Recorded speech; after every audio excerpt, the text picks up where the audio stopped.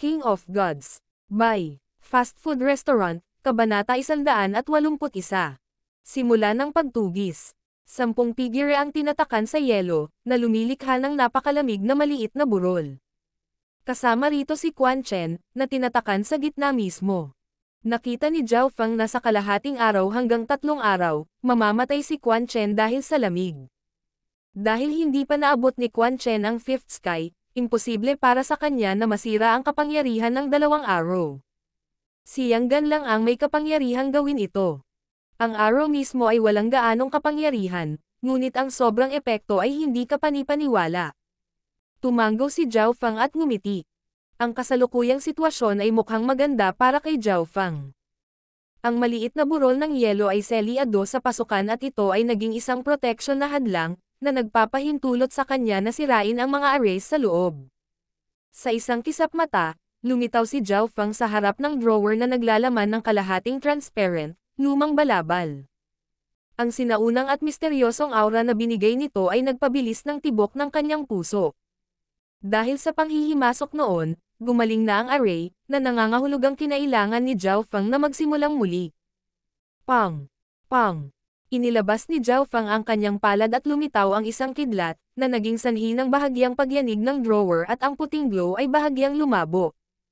Pagkatapos magkaroon ng mga insight sa kaunting floating crest lightning seal, naabot ni Zhao Feng ang mataas na antas sa lightning wind palm. Ang ika-5 antas ng lightning wind palm ay malayong mas malakas kaysa sa ika-4. Sa antas na ito, maaari niyang gamitin ang kidlat upang manhid ang kalaban, ngunit kailangan munang magkaroon ng pangunawa sa kidlat. Kung hindi niya nakuha ang floating crest lightning seal, malamang na kailangang gumugol ng mahabang panahon si Zhao Feng para magkaroon ng pangunawa. Pang! Pang! Pang! Pang! Hindi mabilis ang attack rate ni Zhao Feng at hindi niya ginamit ang kanyang buong lakas, ngunit ang pinsala ng bawat galaw ay maihahambing sa 4th sky. Ang ika-5 antas ng lightning wind palm ay talagang malakas. Ito ay tulad ng pagdaragdag ng mga pakpak sa isang tigre pagkatapos pagsamahin ang kaunting floating crest lightning seal dito. Nararamdaman ni Zhao Feng ang kidlat sa bawat palad, na maaaring magpamanhid sa kalaban. Kung mahina ang kalaban, maaaring mabigla ng unang palad ni Zhao Feng ang kalaban, dahilan para hindi siya makagalaw. Sa pamamagitan ng mga pag-atake, ipinagpatuloy ni Zhao Feng ang pagperpekto sa lightning wind palm dahil ang lightning wind palm ay isang magaspang na gawam, hindi ito na perpekto ng lumikha. Patuloy itong pinapalitan ni Zhao Feng at nakatulong din ang floating crest lightning seal. Habang ginagawa niya itong perpekto, bumaba rin ang panganib na kasangkot. Nangangahulugan ito na ang ika-5 antas ng lightning wind palm ni Zhao Feng ay mas malakas kaysa sa iba pang nagsanay nito. Ginamit niya ito para pilitin si Quan Chen noon. Kailangang malaman ng isa, si Quan Chen ay nasa tuktok ng 4th skies at mayroon siyang middle-grade mortal weapon. Sa sitwasyong ito, itinulak pa rin siya pabalik ni Zhao Feng. Mula rito, makikita ang kapangyarihan ng lightning wind palm. Kung ganap na na-activate ni Zhao Feng ang kapangyarihan ng kanyang bloodline, may kakayahan siyang patayin si Quan Chen sa isang palad. Pang! Sieu! Pang! Sieu! Ang mga pag-atake ni Zhao Feng ay sumunod sa isang ritmo, hindi mabilis o mabagal, ngunit naging sanhi pa rin ito ng pagdilim ng array sa bawat pagtama. Kasabay nito, gagaling ang array at mababawasan ang pinsala ni Zhao Feng ngunit sa pangkalahatan, bumababa ang kapangyarihan ng array. Sa pamamagitan ng mga pag-atake, mas gagawing perpekto ni Zhao Feng ang hanging palad ng kidlat at dagdagan ang kapangyarihan nito habang binabawasan ang panganib nito. Siyempre, limitado ang kanyang tibay. Siya ay magpahinga ng kaunti bawat oras at uminom ng espiritual na alak o kumain ng ilang mga table tasks tuwing 4 na oras. Sa isang kisap mata, 2 hanggang 3 araw ang lumipas. Pang! Crack! Isang dumadagandong na palad ang nabasag sa puting kinang ng liwanag at nabasag ito. Napalitan ng saya ang ekspresyon ni Zhao Feng habang mabilis niyang hinawakan ang suot na balabal. Ayon sa pagkaunawa ni Zhao Feng, dahan daw ang aayusin ng array ang sarili nito kahit na ito ay ganap na sira. Siniyasat ni Zhao Feng ang dark gray na balabal at ipinasok niya ang kanyang true force sa loob para siyasatin ito. Nang maglagay siya ng kaunting true force, tila naging mas transparent ang balabal. Isinuot ni Zhao Fang ang balabal at pinasok niya ang higit pang true force dito pati na rin ang paglalagay ng kaunting kapangyarihan ng kanyang bloodline. Biglang, isang hindi nakikitang aura ang bumalot sa buong katawan ni Zhao Fang, na nagbigay sa kanya ng pakiramdam na para siyang hangin. Sa pamamagitan ng inspeksyon ng kanyang kaliwang mata, napagtanto niya na ang liwanag na dumarating sa kanyang lugar ay nakayuko, na nakakaapekto sa paningin ng iba. Invisibility. Kumislap ang mata ni Zhao Fang at sinabi niya. Sa mata ng ibang mga nilalang, si Zhao Fang ay parang hangin. Hindi niya inaasahan na may kakaibang kakayahan ang balabal. Bukod doon, naramdaman ni Zhao Fang na ang kanyang katawan ay naging kasing liwanag ng isang balahibo. Shua! Isang multo ang kumikislap ng ilang yarda sa treasury. Naramdaman ni Zhao Fang ang kanyang liksi at bilis na tumaas ng husto. Sa pamamagitan ng inspeksyon, napagtanto ni Zhao Fang na ang balabal na ito ay may mga kakayahan ng invisibility at pagtaas ng bilis. Pero kahit papaano, kapag ang true force niya lang ang inilagay niya, walang gumana. Hanggang sa ilagay niya sa kanyang bloodline power ang mga epekto. Siguro dahil medyo basag na ang balabal. Si Zhao Fang ay hindi masyadong nag-isip tungkol dito. Kinakalkala niya ang oras at tinansya na ang mga itim na metal na halimaw ay magsisimulang habulin sila sa loob ng ilang oras. Walang makakaharap sa mga pag-atake ng True Spirit Realm. Iniskan ni Zhao Fang ang treasury at bahagya siyang bumantong hininga bago lumabas. Kapansin-pansing nabawasan ang lamig ng burol ng yelo. Nagbago ang ekspresyon ni Zhao Fang habang tinitignan niya ito. Lightning Wind Palm. Inilagay ni Zhao Fang ang kanyang buong lakas sa kanyang palad at hinampis niya ito sa burol ng yelo. Crack! Nahati ang burol ng yelo at nabasag ang mga nagyayelong gwardya. Gayunpaman, walang anuman sa gitna ng burol ng yelo. Ang figure ni Quan Chen ay nawala. Napakabait ng Floating Crest Trial. Sa sandaling may humarap sa kamatayan, ipapadala sila ng Floating Crest token sa loob nila. Kumikislap ang mga mata ni Zhao Fang habang nagtatapos. Ang bawat kalahok ay mayroong Floating Crest token na pinagsama sa loob nila.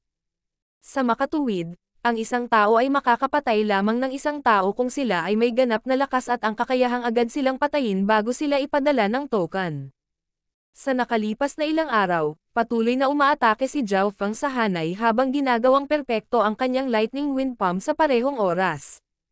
Hindi niya alam kung ano ang nangyari o kung paano nawala si Quan Chen. Nako, lamok lang si Quan Chen na madali kong mapatay gamit ang lakas ko ngayon. Lumiwanag ang figure ni Zhao Fang habang naglalakad siya palabas. Ho! Isang kakaibang kapangyarihan ang bumalot sa kanyang katawan habang sinusuot niya ang balabal. Kaagad, si Zhao Fang ay naging isang transparent na figure at karamihan sa mga gwardya na nakapalibot sa gusali ay hindi man lang siya maramdaman. Ang pagod na balabal ay maaaring gawing invisible si Zhao Fang at kung ang huli ay kumilos ng mabilis ay magkakaroon ng ripple. Sa sandaling ito, ang bilis ni Zhao Fang ay maihahambing sa fifth sky. Higit sa lahat, kailangan lang niyang ilagay ang kanyang kapangyarihan sa bloodline, maaari niyang patuloy itong mapanatili sa pamamagitan ng paggamit ng kanyang true force pagkatapos. Hahaha, tawagin natin itong Yin Shadow Cloak kung ganoon.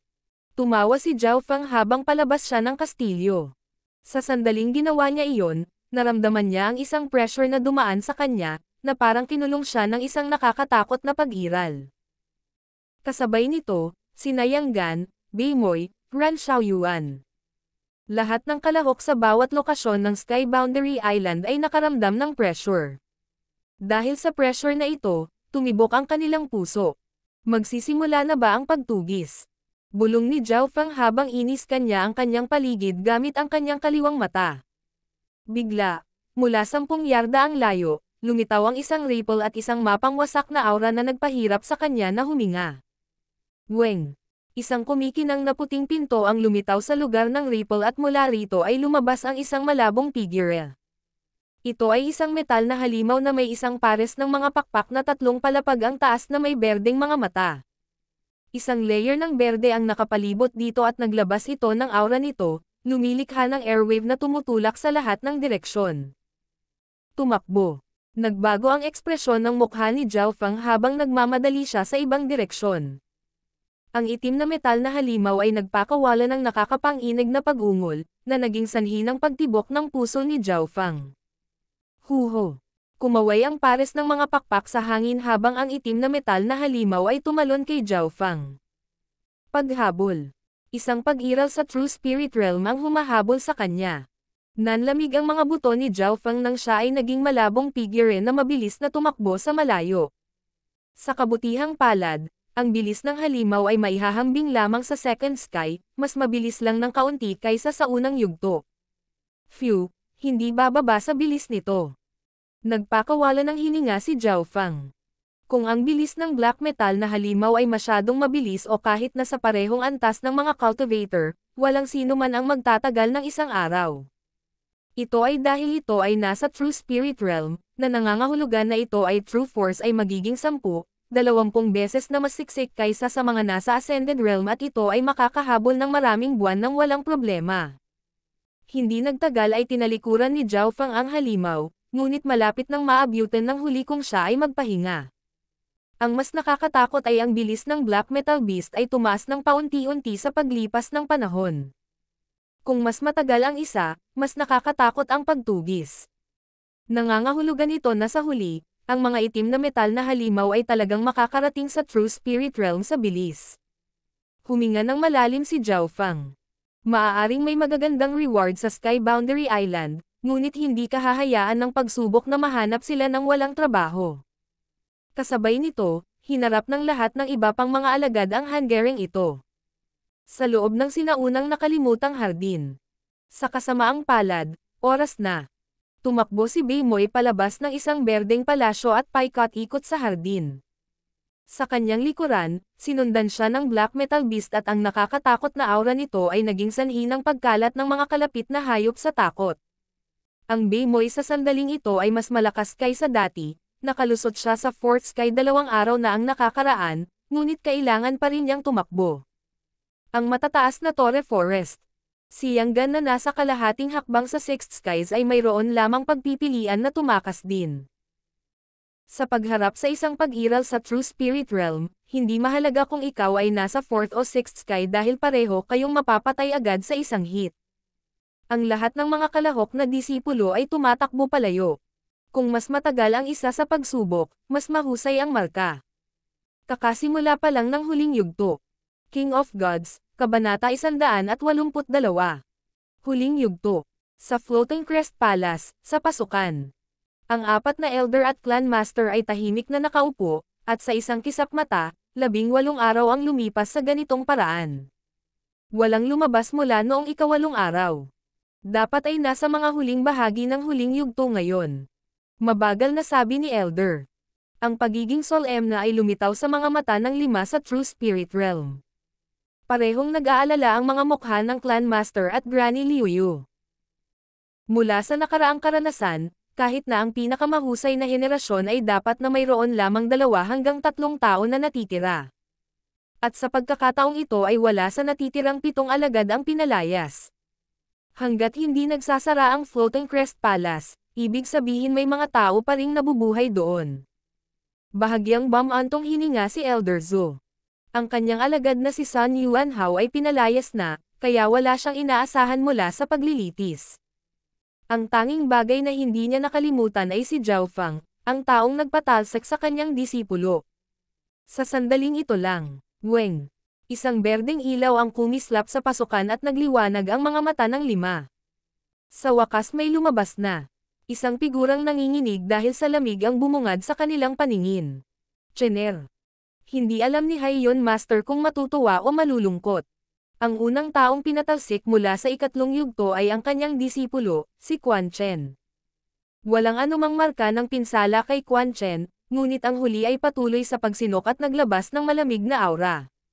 Master, sabi ni Quan Chen habang bumagsak siya sa lupa, nagyelo. Hayaan mo ako. Pinunasan ni Granny Liuyu ang kanyang kamay at isang True Force na berdeng damo ang sumanib sa loob ng Quan Chen, na nagtunaw ng lamig sa loob ng katawan ng huli. Ang ganoong purong elemento ng yelo, at tila naglalaman ito ng kaunting aura mula sa isang bloodline na kapangyarihan, ngunit sa kabutihang palad ang kapangyarihan ng bloodline ay tila mahina. Napabuntong hininga si Granny Liuyu. Chiner, anong nangyari para umabot ka sa ganoong estado? Tanong ni Haiyun Master. Si Quan Chen ay may puot sa kanyang mga mata habang siya ay nagluwa sa pamamagitan ng nagngangalit na mga ngipin. Zhao Fang. Nagkatinginan ang mga elder na naruroon ano ang kinalaman nito kay Zhao Fang. Ang disipulong ito ay halos hindi nakapasok sa gitnang bahagi ng isang kastilyo at si Zhao Fang ay dumating mismo sa oras na iyon, ibig sabihin ay kailangan kong makipagtulungan sa kanya. Gayunpaman, sinaksak ako ng walang hiyang bastos na ito. Tila niluwa ng apoy ang mga mata ni Quan Chen. Parang gusto niyang punatin si Zhao Fang. Zhao Fang na naman. Nagulat at nagalit ang mga elder.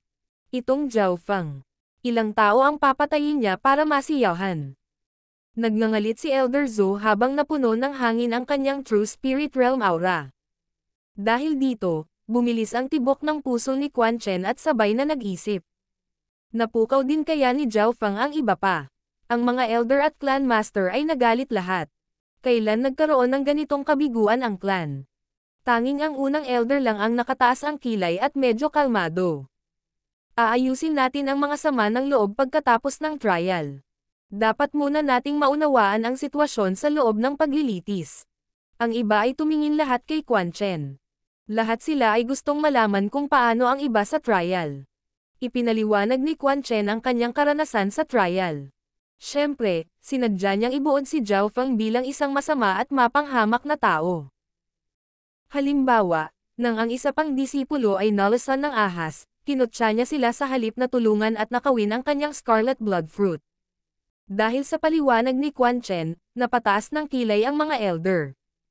Tungkol sa tagumpay ni Zhao Fang, walang sinabi si Quan Chen. Hindi ka panipaniwala na lahat kayong pito ay matagumpay na nakapasa sa ikalawang yugto. Nagpakawala ng hininga ang lima. Lahat sila ay nasa sabik at nakahinga ng maluwag na ang pito ay nakaabot sa ikatlong yugto. At tungkol sa dahilan kung bakit sila nagtagumpay, ito ay pagtutulungan. Ayon sa sinabi mo, ang ikalawang yugto ay lubhang mapanganib, at kahit na kayong lahat ay magsama-sama, magkakaroon pa rin ng mga pinsala o kamatayan. Ibig sabihin, may iba pang dahilan kung bakit pumasa kayong lahat. Nagliwanag ang mga mata ng unang elder nang maunawaan niya ang isang pangunahing punto.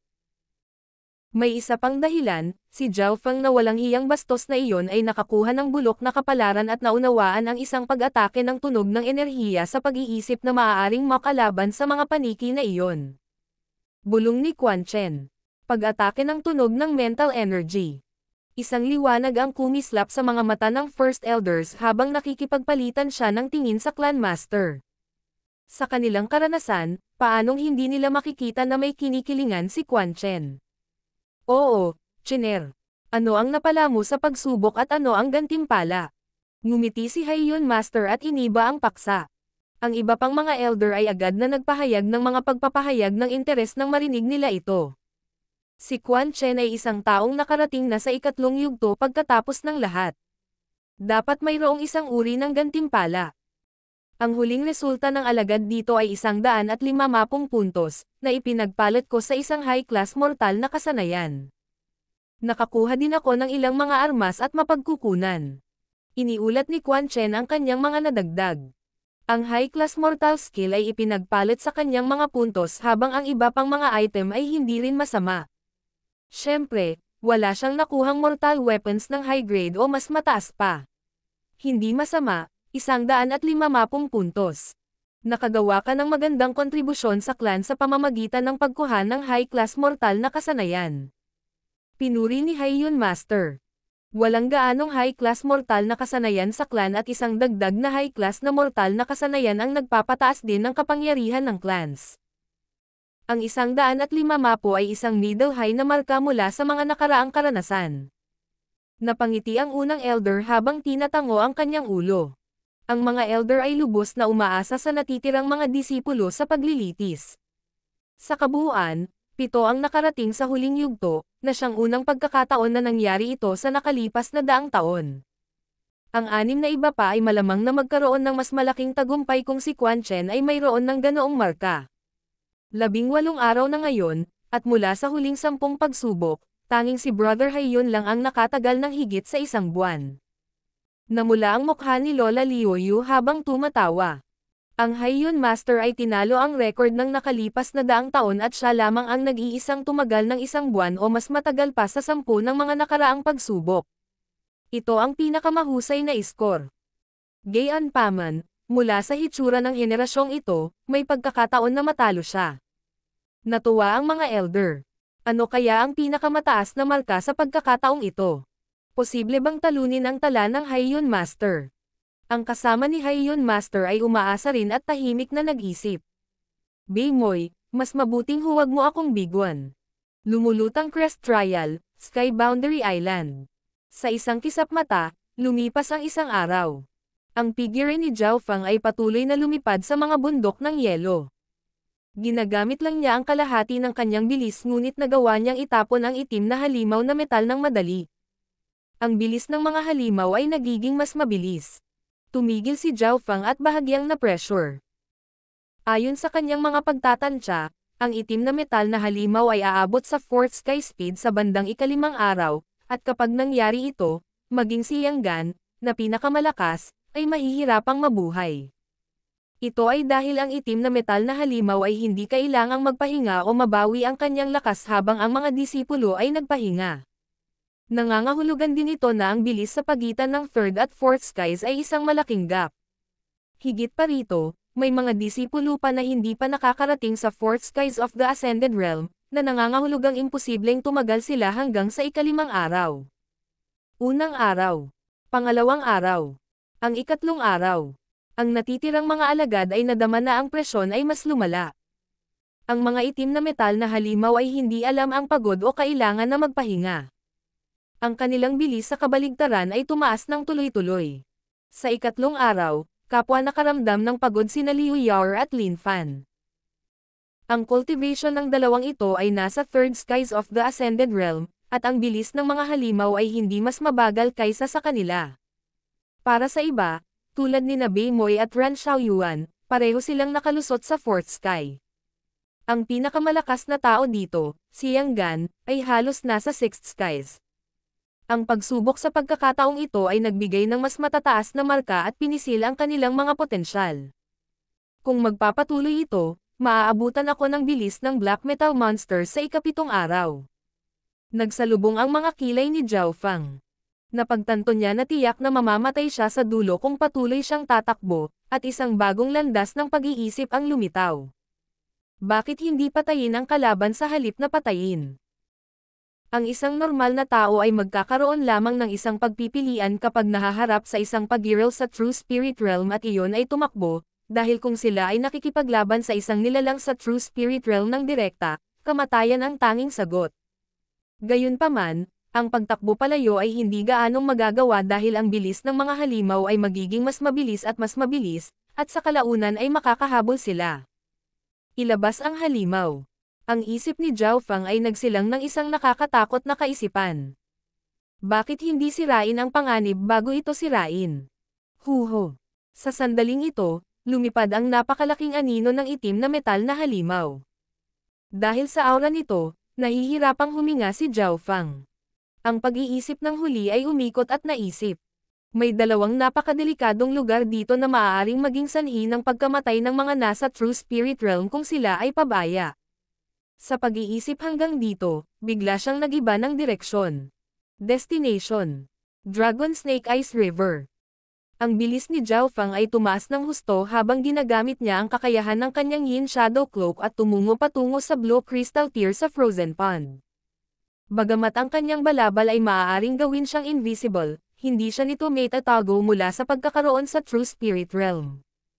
Higit pa rito, mayroon siyang floating crest token sa loob ng kanyang katawan na ikinandado ng Black Metal Monster, ibig sabihin, gaano man siya kabilis tumakbo, hindi pa rin niya ito matatakasan. Makalipas ang 4 na oras, isang maliit, malamig na pond ang lumitaw sa unahan. Ang tubig sa lawa ay kakaibang asul, at ang paligid ay puno ng yelo. Lumapit si Zhao Fang sa nagyayelong lawa at ang lamig na ibinubugaw mula rito ay halos nag-freeze ang kanyang buong katawan. Pinaikot niya ang kanyang bloodline power at inilabas ang kanyang luho-hawbaw, na nagpagan ng kalahati ng lamig. Ang isang bahagi nito ay nilabanan ng kanyang bloodline, habang ang isa pang bahagi ay hinigop ng simbolo ng lotus sa luho-hawbaw, na naging dahilan upang kumurap ang simbolo na asol. Tumayo si Zhao Feng malapit sa nagyayelong lawa at naghintay. Huminga siya ng malalim at tumingin sa lawa. Siya lang ang nakakaalam kung gaano katikot at bawal ang lugar na iyon. Hindi niya sinasadyang nahawakan ito noong nakaraan, at ang buong Sky Boundary Island ay napuno ng yelo. Anong klaseng kapangyarihan ito? Mula sa malayo, palapit ng palapit ang aura ng Black Metal Monster. Ito ay darating. Ang Black Metal Monster ay napaungol nang makita ito. Ang asher na buhok ni Zhao Feng ay kumakaway sa hangin tulad ng Yin Shadow Cloak sa likod niya, na nagbigay din ng misteryoso, sinaunang aura. King of Gods, Kabanata 183. Itlog. Sa sandaling ito sa oras. Huminto si Zhao Feng at hinarap niya ang Black Metal Monster, isang nakakatakot na pag-iral sa True Spirit Realm, ng direkta. Ito ay isang bagay na walang ibang tao na maglakas loob na gawin sa paglilitis. Harapin ang itim na metal na halimaw. Walang pag-aalinlangan, ang sinuman ay agad na papatayin at sa Third Sky Cultivation ni Zhao Feng, hindi siya isasama. Si Zhao Feng ay lubos na kalmado nang buong-buo niyang binuksan ang kanyang kaliwang mata ng husto.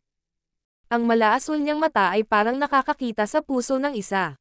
Sa pamamagitan ng kanyang pinahusay na paningin, nakikita ni Zhao Feng ang mga elemento sa hangin, ang alikabok, liwanag na sinag pati na rin ang tibok ng puso at bilis ng paghinga. Nakikita ni Zhao Feng ang bawat aksyon ng Black Metal Monster, kasama na ang direksyon ng susunod nitong aksyon. Bagamat hindi mabilis ang bilis ng mga halimaw, alam ni Zhao Feng na kapag nakalapit na ito sa kanya, mawawasak siya sa isang hit. Ang pagkakaiba sa pagitan ng Ascended Realm at True Spirit Realm ay parang pagkakaiba sa pagitan ng langit at kalaliman. Kahit na ang isang cultivator sa Peak 7th Skies Ascended Realm ay isa lamang mas malaking langgam sa harap ng isang tao sa True Spirit Realm. Kung ang Black Metal Monster ay nagkapak ng mga pakpak nito at naging sanhi ito ng paglipad ng alikabok sa malapit kay Zhao Feng. Sinimulan ng kaliwang mata ng huli na kalkulahin ang bilis at saklaw ng pag-atake ng mga Black Metal Monsters. Ngayon ang halimaw ay halos 10 yarda ang layo mula kay Zhao Feng at 10 yarda ay ang hanay ng pag-atake ng mga Black Metal Monsters. Biglang naramdaman ni Zhao Feng ang isang hindi mabata na pressure na dumurog sa kanya at naging dahilan ng pag-freeze ng kanyang true force at dugo. Kung ito ay isang normal na cultivator sa second o third sky ng Ascended Realm, malamang na hindi nila maiikot ang kanilang true force.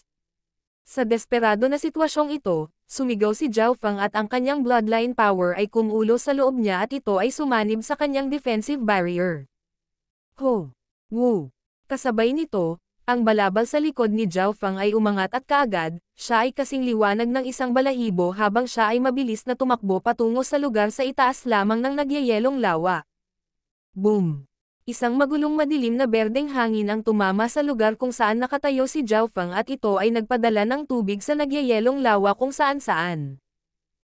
Ang tubig ay lubhang kakaiba at nang damapo ito sa itim na metal na halimaw, naging dahilan upang bahagyang tumigas ang huli. Gayunpaman, ang halimaw ay nakarating sa True Spirit Realm at isang madilim na berdeng ilaw ang kumislap, na natunaw ang enerhiya. Isa lang ang layunin nito at iyon ay ang patayin si Zhao Feng. Plop! Biglang bumagsak ang katawan ni Zhao Feng sa nagyayelong lawa at sumisid siya ng mas malalim. Walang pag-aalinlangan, ang Black Metal Monster ay sumisid sa kanya at isang malamig na lamig ang dumating, na lumikha ng isang layer ng yelo sa ibabaw nito. Hihihi. Bahagyang tumawa si Zhao Feng habang ang kanyang Asher Bloodline na kapangyarihan ay na-activate at ang kanyang Yin Shadow Cloak ay naglabas ng malakas na kapangyarihan. Si Zhao Feng ay nag-flash pabalik sa hangin na kasing bilis ng kidlat. Ito ang kalamangan ni Zhao Feng sa Black Metal Monster. Sa sandaling iyon, ginamit niya ang lahat ng kanyang Bloodline power at ang Yin Shadow Cloak pati na rin para pataasin ang kanyang bilis sa Sixth Sky, kahit na ito ay sa maikling panahon lamang. Sa oras na ito na nahulog ang halimaw sa nagyayelong lawa at hindi na nito nahabol. Una, ang bilis nito ay pinaghihigpitan. Pangalawa, ito ay mas malaki, ibig sabihin, higit pa sa lamig ang napunta dito. Kung ito lang, gayunpaman, sa paglilinang nito sa True Spirit Realm, maaari pa rin itong makalaya. Manatili ka rito magpakailanman. Huminga ng malalim si Zhao Feng nang ilabas niya ang Luohao Bao Imader at ilagay ang kanyang bloodline power dito. Dahil dito namumulaklak ang lotus sa busog. Beng! So. Tatlong ice blue arrow ang tumusok sa nagyayelong lawa sa kakaibang pagkakasunod-sunod. Matapos makapasok sa pond, tumaas ng husto ang kapangyarihan ng mga arrow. Ito ay dahil sa kapangyarihan ng parehong Luohao Bao at ng mga arrow na nagmula sa lawa. At sa pond, double ang kanilang kapangyarihan. Bukod doon, ang buong bloodline na kapangyarihan ni Zhao Feng ay nagdulot din ng dobleng lakas ng pag-atake mismo. At mayroong tatlong palaso, hindi isa. Sa ilalim ng mga sitwasyong ito, ang mga arrow ay umabot sa isang hindi kapani-paniwalang estado ng pinsala. Ang tatlong arrow ay matagumpay na tumagos sa Black Metal Monster's defense. Naputol ang unang arrow, ang pangalawa ay tumama sa halimaw at ang pangatlo ay sumabog sa impact, na nagdulot ng isang alon ng lamig na bomb-alot sa halimaw. Isang makapal na patong ng yelo ang nabuo sa ibabaw ng itim na metal na halimaw at sa nagyayelong lawa. Ang epekto ng siling ay hindi bababa sa nadobol, lalo na kapag mayroong tatlong arrow. Nagsimulang lumubog ang katawan ng Black Metal Monster. Ito ang simula ng isang bangungot na nangangahulugan ng walang hanggang pagtulog para dito dahil ito ay lumulubog patungo sa Blue Crystal Tier. Alam ni Zhao Feng kung gaano kakilakilabot ang kristal. Isang sadgetsit lang ng kapangyarihan nito ang nagdulot ng pagbabago sa temperatura ng buong Sky Boundary Island. Ito ay isang ipinagbabawal na bagay sa lugar na ito. Habang mas lumubog ang halimaw, mas lumalakas ang selyo. Nang maabot nito ang mga hangganan ng luha, isang asol na alon ang lumabas.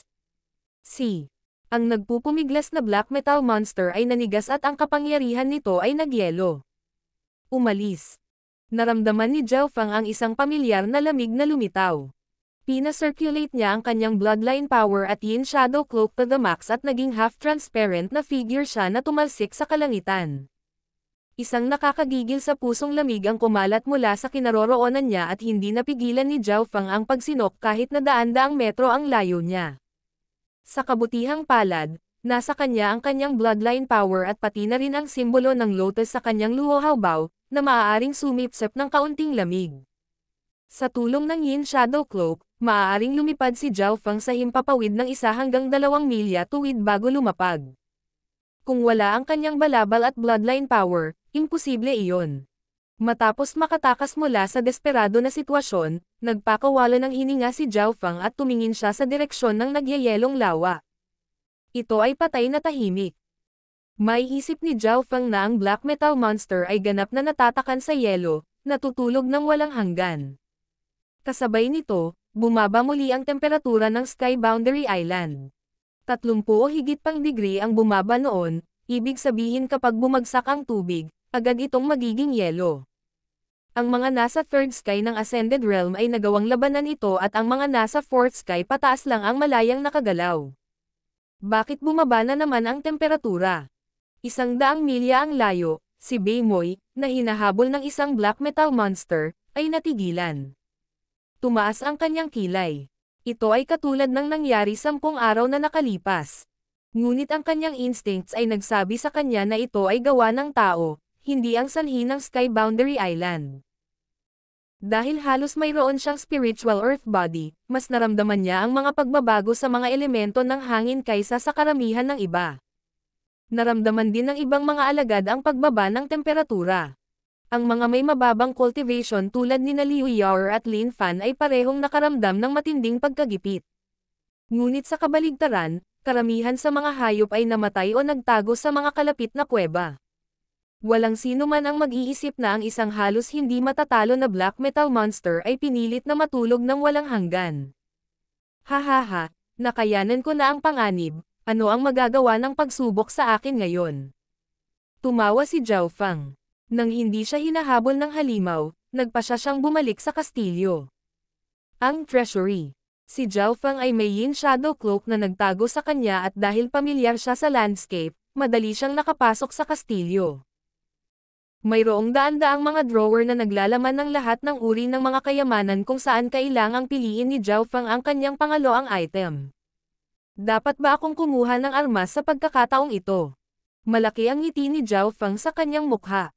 Mayroong ilang mga armas dito na nasa spiritual grade, mga bagay na itinuturing na parang mga heirloom sa Broken Moon Clan. Sa pag-iisip tungkol dito, nagpa siya si Zhao Feng na huwag gawin dahil masyadong mataas para sa kanya ang mga sandata ng spiritual grade. Kahit na nakakuha siya ng isa, malamang na kailangan niyang ibigay ito sa clan. Kung hindi niya gagawin, magdudulot lang ito ng gulo. Ayon sa alam ni Zhao Feng, karamihan sa mga cultivators sa True Spirit Realm ay wala kahit isa. Hindi ba't nakakaakit ng kamatayan para sa kanya, isang disipulo ng Ascended Realm, na magkaroon ng isa? Sa makatuwid, nagpa siya si Zhao Feng na maghanap ng iba pang mga target. Ano ito? Dama po ang tingin ni Zhao Feng sa isang bahagyang mas malaking drawer. Sa loob nito ay mga bahaging metal. Ulo, braso, baluti. Lahat ng ito ay ginto.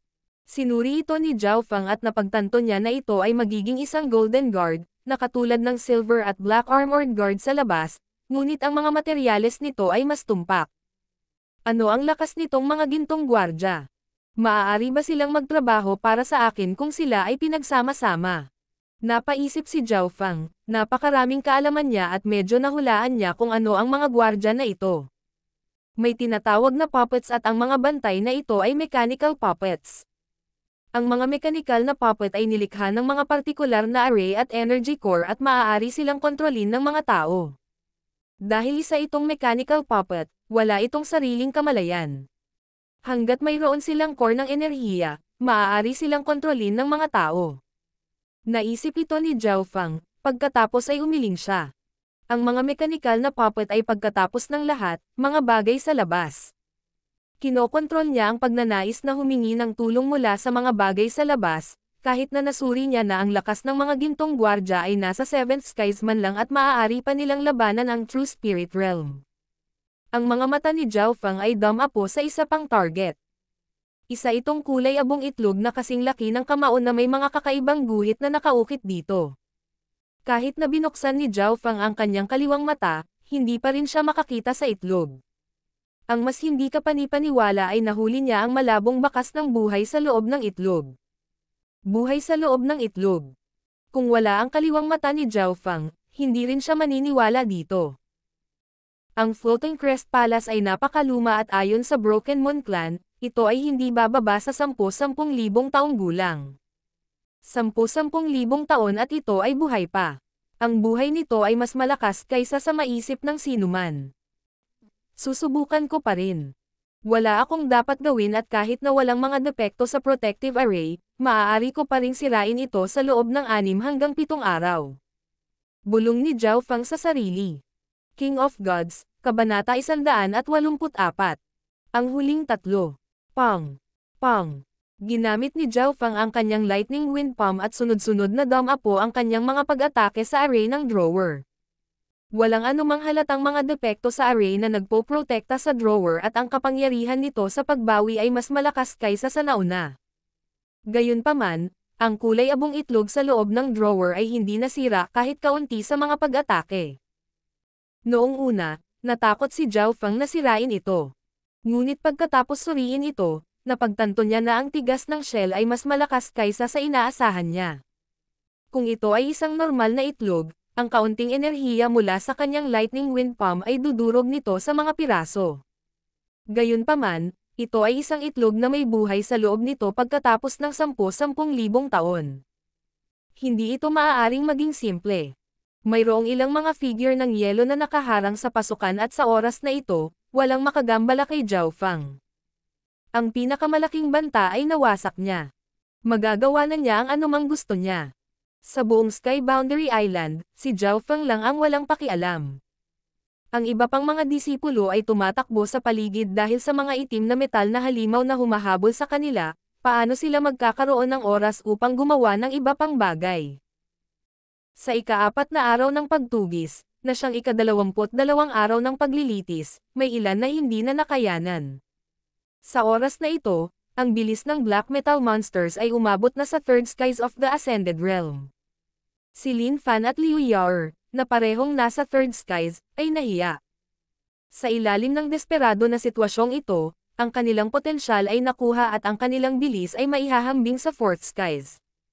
Gayunpaman, gaano man nila pinataas ang kanilang bilis, hindi mababawasan ang dami ng enerhiya na kanilang ginamit. Ang black metal monster ay hindi na kailangang magpahinga o makabawi. Ito ay naglalakbay sa mababang bilis dahil ito ay nasa true spirit realm at ang enerhiya na ginamit ay maaaring ituring na wala. Ang mga nasa true spirit realm ay maaaring sumipsap ng enerhiya mula sa hangin habang sila ay lumilipad upang makabawi, samantalang ang mga nasa ascended realm ay makakakuha lamang ng enerhiya sa panahon ng cultivation. Napakalaki ng pagkakaiba ng dalawa. Sa ika-4 na araw, parehong pinaalis sina Liu Yao at Lin Fan.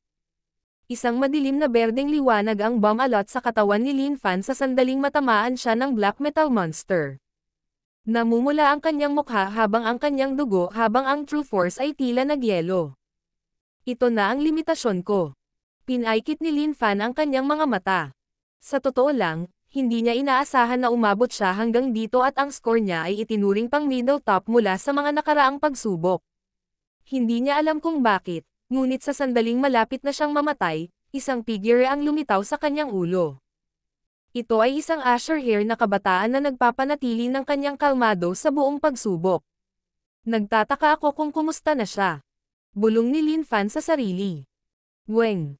Ang floating crest token sa kanya ay naglabas ng kakaibang tunog at sa sumunod na sandali, nawala si Lin Fan habang ang itim na metal na halimaw ay naglaho din sa isang pinto. Sa pasukan ng Floating Crest Palace, magkasunod na lumabas sina Liu Yao at Lin Fan. Yao. Si Granny Liu Yao ay nakaramdam ng ginhawa at kagalakan nang makitang maayos si Liu Yao. Parehong tumagal sina Liu Yao at Lin Fan ng 22 araw, mas mahusay pa kaysa kay Quan Chen. Ang huling marka ni Liu Yao ay 178, habang ang kay Quan Chen ay 105 lamang.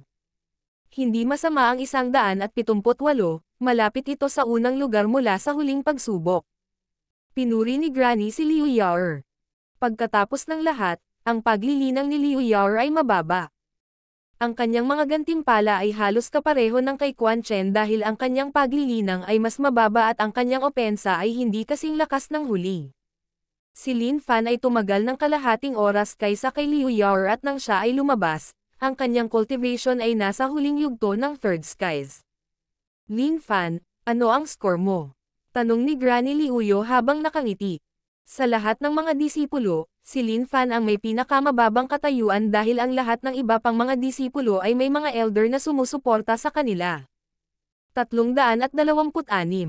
Maingat na tinawag ni Lin Fan ang kanyang marka. Ano? Nagbago ang ekspresyon ng mga matatanda. 326. Sigurado ka bang hindi ka nagbibiro?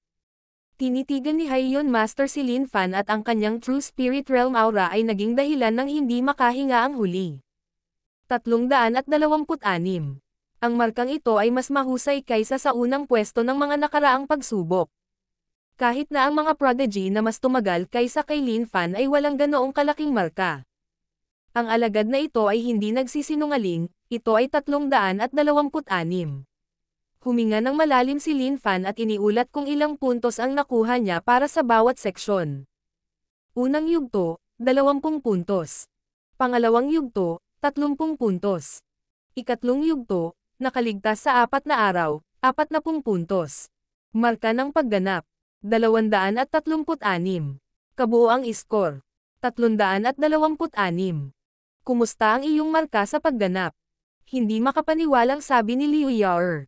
Ang kanyang performance score ay 80 hanggang 70 lamang, ibig sabihin ay higit pa sa doble ang nakuha ni Lin Fan sa kanya.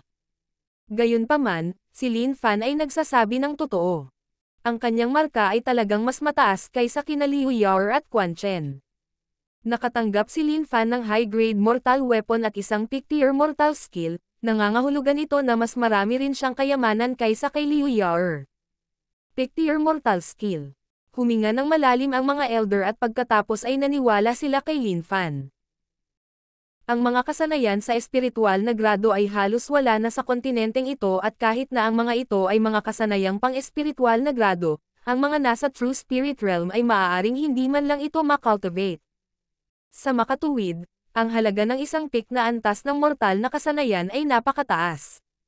Lin Fan, nakuha mo ang clan ng isang high-class mortal na kasanayan, na malaki ang kontribusyon sa clan. Kung ibibigay mo ang kasanayang ito sa clan, bibigyan ka ng malaking bilang ng mga kontribusyon na puntos pati na rin ang iba pang mga item. Ang mga kasanayan sa mataas na baitang mortal na kasanayan o mas mataas ay karaniwang hindi isinulat dahil mahirap itago ang lalim nito. Karaniwang sinasalita ang mga ito, na nasa loob ng isang tanawin o isang bagay. Ang peak class mortal skill na nakuha ni Lin Fan ay ganito rin. Kung siya ay nagpasya na ibigay ito sa clan, maaari niya itong gamitin sa kanyang sarili habang nakakakuha ng mga puntos ng kontribusyon sa parehong oras. Ang mga gantimpala ay ibibigay sa mga nakakuha ng mahahalagang bagay mula sa pagsubok at ibibigay ito sa clan. Si Lin Fan ay hindi nakaramdam ng anumang pagkapuot sa clan dahil ang Floating Crest Palace mismo ay pag-aari ng clan at hindi niya ito mapapasukan ng walang tulong ng mga elder. Lin Fan, bakit mas mataas ang score mo kaysa kay Liu Yao? Tanong ni Granny Liuyo. Iyon ay dahil sa isip ni Lin Fan. Sa ikatlong yugto, nakilala niya si Zhao Fang, na nagturo kung saan pupunta. Pumunta siya sa kanyan kung saan may kakaibang village sa loob at nagkaroon siya ng sariling karanasan. Sa huli, nakatanggap siya ng Floating Crest Seal. Ang Floating Crest Seal na ito ay walang anumang espesyal tungkol dito. Ngunit sa huli, ito ay nagkakahalaga ng 100 puntos. Sa makatuwid, si Lin Fan ay may 100 puntos na kalamangan kumpara sa iba. Ang alagad dito ay hindi sinasadyang nahulog sa isang kanyan kung saan mayroong isang nayon sa loob. Si Lin Fan ay napakatalino at hindi niya binanggit si Zhao Fang. Ang kanyan mismo ay sikreto ni Zhao Fang, at pinagkatiwalaan niya ito. Kung walang pahintulot ni Zhao Fang, hindi na niya sasabihin. Ang iyong talento ay normal ngunit magkaroon ng malaking kapalaran. Sa pamamagitan ng pagsisikap, maaaring hindi masama ang iyong kinabukasan. Bahagyang ngumiti ang Clan Master. Sa paglabas ni Lin Fan at Liu Yao, 4 na tao na lang ang natitira sa Floating Crest Trial. Yang Gan, Bei Moi, Ran Xiaoyuan at Zhao Fang. Sa nakalipas na 10 pagsubok, si Brother Haiyon ang may pinakamahusay na marka, na umabot sa 400 o higit pang mga puntos. Maraming pag-asa na matalo ang tala sa pagkakataong ito. Ang Clan Master at Elder ay lahat ay umaasa. Ang 4 na natitirang mga disipulo ay kumakatawan sa Clan Master, unang Elder at Haiyon Master kasama ang unang Elder sa pangunguna kasama ang kanyang mga disipulo na nasa paglilitis pa rin. Si Yang Gan, na may pinakamataas na paglilinang, ay isa ring disipulo ng unang Elder. Siyempre, si Zhao Fang, na may pinakamababang cultivation, ay disipulo din ng First Elders.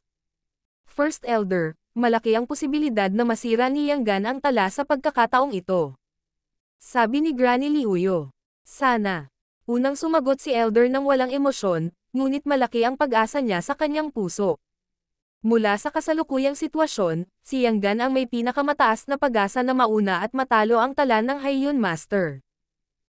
Para naman kay Zhao Fang na may pinakamababang cultivation, lahat ng tao ay may masamang impresyon sa kanya at automatiko silang hindi kasama. Si First Elder ang pinakanagulat at naisip. Hindi ako makapaniwala na makakatagal pa rin ang brat na iyon hanggang ngayon. May isang tao lang na iba ang tingin dito at iyon ay si Lin Fan. May pakiramdam siya na talagang malaki ang score ni Zhao Fang. Bukod sa pakiramdam na ito, may isa pang dahilan. Naalala niya na nilabanan ni Zhao Fang ang tukso sa huling yugto at sa halip ay pinuntahan niya ang buong isla. Mula sa puntong ito, makikita na ang kanyang ambisyon. Sa Floating Crest Trial, mabagal na lumipas ang oras at sa ika-5 araw ng pagtugis, na siyang ika-23 araw ng paglilitis, walang lumabas. Sa ika-6 na araw, wala pa ring lumabas. Sa oras na ito, ang bilis ng Black Metal Monsters ay umabot na sa 4th sky. Nahigitil na nito ang karaniwang paglilinang ng mga alagad sa pagsubok. Matapos maabot ng itim na metal na halimaw ang bilis na ito, ang pagtaas sa wakas ay naging matatag. Sina Yang Gan, Bimoy at Ran Xiaoyuan ay nakahanap ng ilang kayamanan at nagkaroon sila ng oras para mabawi ang enerhiya na kanilang ginugol. Sa gitna nilang lahat, ang cultivation ni Ran Xiaoyuan ay papalapit na sa tuktok ng Fourth Sky. Ngunit ang halimaw na humahabol sa kanya ay hindi man lang napagod at sa ikapitong araw, naabot ni Ran Xiaoyuan ang kanyang limitasyon. Sa wakas ay nataman siya ng black metal monster at binalot siya ng isang layer ng madilim na berdeng ilaw, na nagpawala sa kanyang figure mula sa trial. Ang kanyang swerte ay itinuturing na karaniwan. Lumitaw ang figure ni Ran Xiaoyuan sa pasukan ng Floating Crest Palace. Xiaoyuan. Bulalas ng Clan Master at nagpakawala ng mahabang hininga. Ang kanyang huling marka ay 335, mas mataas lang ng kaunti kaysa kay Lin Fan. Hindi masama, 335. Iyan ay mas mahusay kaysa sa pinakamataas na marka ng nakaraang pagsubok. Napangiti si First Elder. Ang pagsubok sa pagkakataong ito ay nagtakda ng pinakamataas na oras. Ang ikaapat na pwesto sa pagkakataong ito ay mas mahusay na kaysa sa unang pwesto ng huling ilang pagsubok. 3 tao na lang ang natitira. Yang Gan, Bimoy at ang Zhao Feng na iyon. Nagsalubong ang mga kilay ng Clan Master nang banggitin niya ang huling tao. Ang mga elder pati na rin siya ay walang magandang impresyon kay Zhao Feng. Ito ay lalo na para kina Elder Zhou at Haiyun Master. Pero kahit papaano, napakabuti ng brat at naabot niya ang nangungunang tatlo.